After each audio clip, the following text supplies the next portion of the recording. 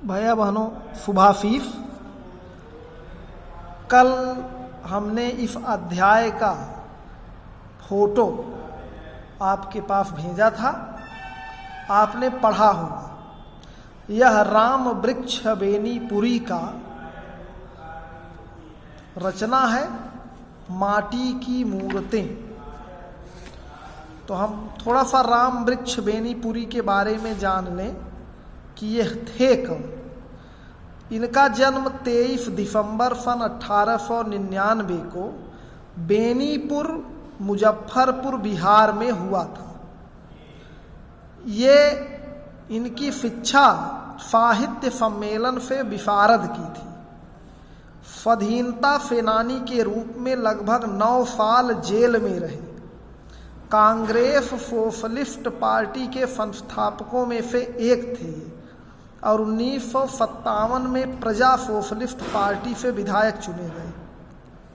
संपादित इनके कुछ पत्र थे, जैसे तरुण भारत, किसान मित्र, गोलमाल बालक, युवक कैदी, लोक संग्रह, कर्मवीर, योगी, जनता, तूफान, हिमालय, जनमाड़ी, चुन्नू मुन्नू तथा नई धारा।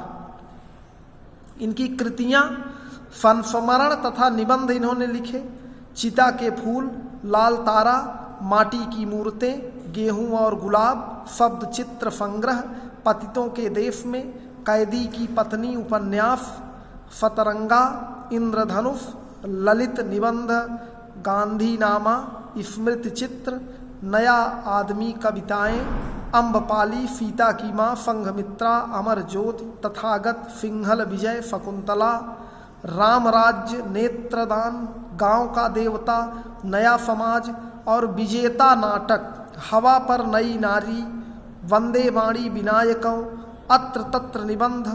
मुझे याद है जंजीरें और दीवारें, कुछ मैं कुछ वे, आत्मकथात्मक संस्मरण भी लिखे इन्होंने।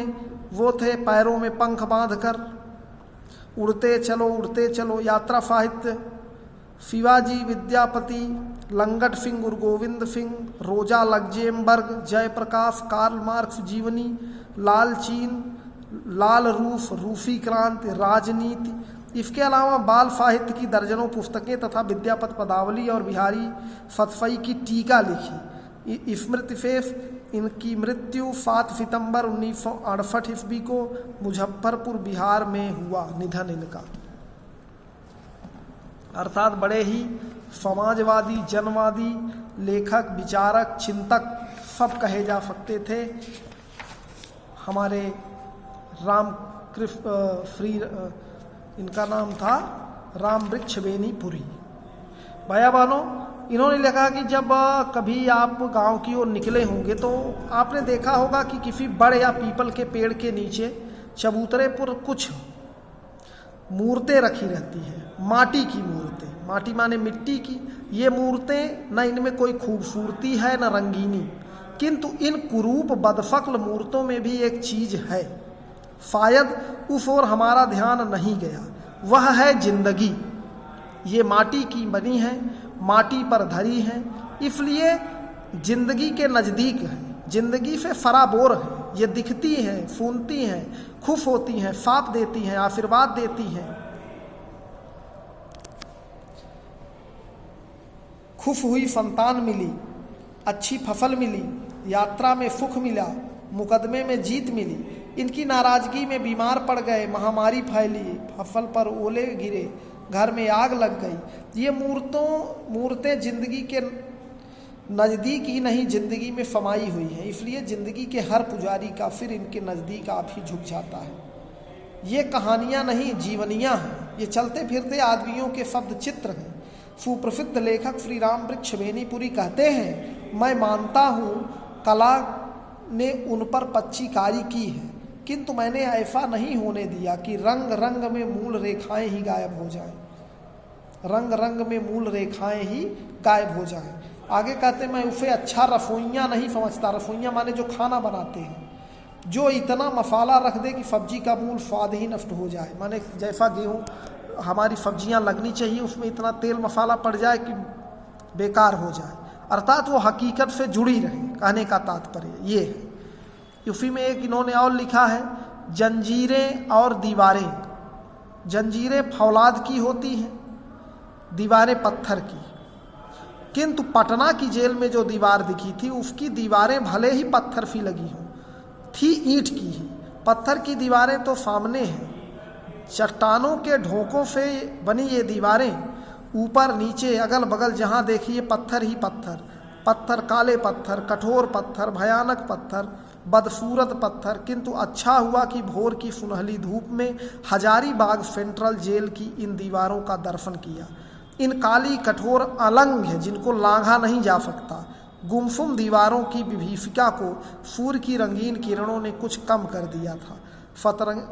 फतरियों की किरचें भी सुनहरी हो रही थी। हाँ, अच्छा हुआ, क्योंकि बाद के 15 वर्षों में ना जाने कितनी बार इन दीवारों के नीचे खड़ा होना पड़ेगा। किसी ने कहा है, सब औरतें एक सी, यह सच हो या झूठ, किंतु मैं कह चुका हूँ, सब जेल एक से होते हैं, सबकी दीवारें एक सी होती हैं, सबके फाटक एक से दोहरे होते हैं, सब में एक ही ढंग के बड़े चौड़े ताले लटकते होते हैं। सबको चाबियों के एक गुच्छे भी एक से झंझनाते हैं और सबके वार्डर, जमादार, जेलर, सुपरिटेंडेंट जैसे एक ही फांचे के ढले होते हैं। मनहूस मुहर्रिम भी रखता मुहर्रमी जैसे सबने हंसने से कसम खा ली हो। किंतु हजारीबाग का जेल अपनी कुछ विशेषता भी रखता है। सब जेल बनाए जाते हैं अपराधियों को ध्यान में रखकर। हजारीबाग सेंट्रल जेल की रचना हुई थी देशभक्तों पर नज़र रखकर। अर्थात उस जेल का बड़ा लंबा चौड़ा इतिहास है भैया बहनों। उसमें ज़्यादा से ज़्यादा देश को स्वतंत्र कराने के लिए विभिन्न आंदोलन हुए। उन आंदोलन के क्रांतिकारी उसमें बंद हुए। उसी जेल में रहते हुए लेखक ने जंजीरें और दीवारें रचना की है। आपको समझ में आया होगा। आप पढ़ लीजिएगा 2 बार 3 बार। अभ्यास प्रश्न अगले दिन भेजा जाएगा। धन्यवाद।